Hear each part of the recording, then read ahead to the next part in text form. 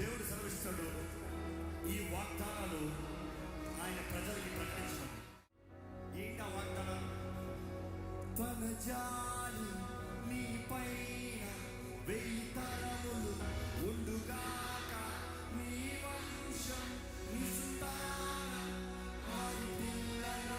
వారి పిల్లలు నీ ముందు నీ వెనుక నీ పక్కన నీ చుట్టూ నీ దూరం నీ దూరం, తన సన్నిధి ఉండుగాక ఉదయాన సాయంత్రం నీ రాక పోకడలు అన్నిటిలో సంతోషములో నీ పక్షం నీ తోడు నీ నీడగా ఉంటాడు మన ప్రభువు నామాడు మనవాడు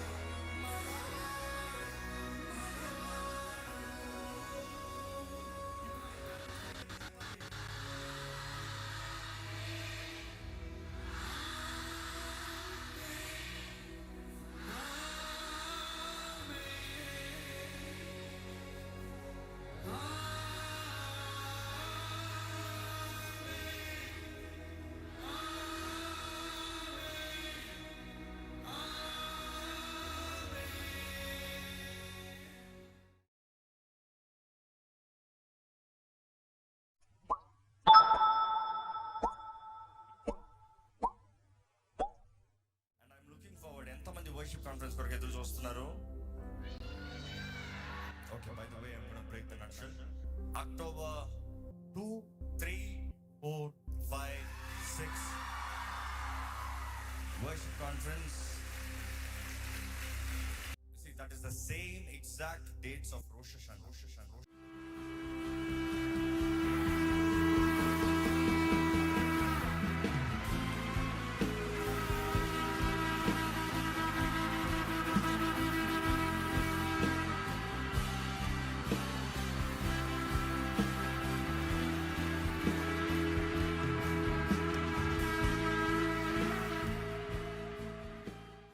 At LB Stadium, Hyderabad.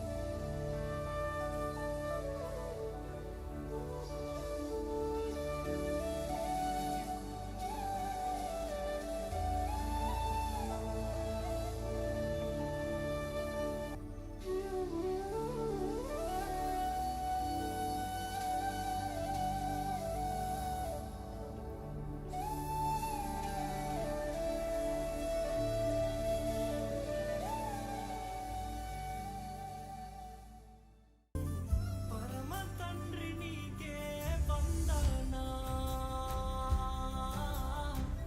యేసునాథ నీకే వందనా. ఈ లోకంలో ప్రతి విశ్వాసికి పోరాటాలు ఉంటాయి, నమ్ముతారా? ప్రతి విశ్వాసి పోరాడాల్సిందే. సమస్యలు ఉంటాయి, కలవరాలు ఉంటాయి, ఇబ్బందులు ఉంటాయి, నష్టములు ఉంటాయి, అవి ఇవి అన్నీ వస్తాయి. అందుకని అపోస్తలుడైన పౌలు ఇక్కడ రాస్తూ చెప్తున్నాడు, నేను కలిమిలో ఉంటాం ఎరుగుదును, లేమిలో ఉంటాం ఎరుగుదును, సుఖంలో ఉంటే ఎరుగుదును. అన్ని సమస్యల్లో, అన్ని విధానాల్లో, అన్ని జయంలో, అన్నిట్లో అన్ని అనుభవించిన వ్యక్తినయ్యా, అన్నీ ఉంటాయి అనేది తెలియజేస్తున్నాడు.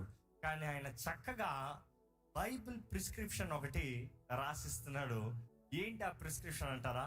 చూద్దాం. 4వ వచనం చూస్తే ఏమని చెప్తున్నాడు? 4వ అధ్యాయం 4వ వచనము, ఎల్లప్పుడూ ప్రభువునందు ఆనందించుడి.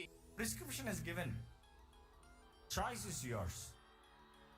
దేవుడు వాకి తెలియజేస్తుంది, ప్రభువునందు ఆనందించండి.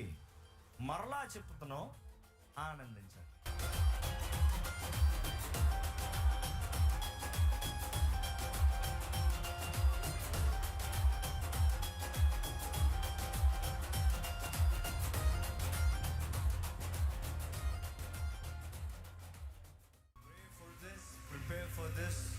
ప్రతి ఒక్కరు సిద్ధపడాలి, ప్రతి ఒక్కరు ప్రార్థన చేయాలి.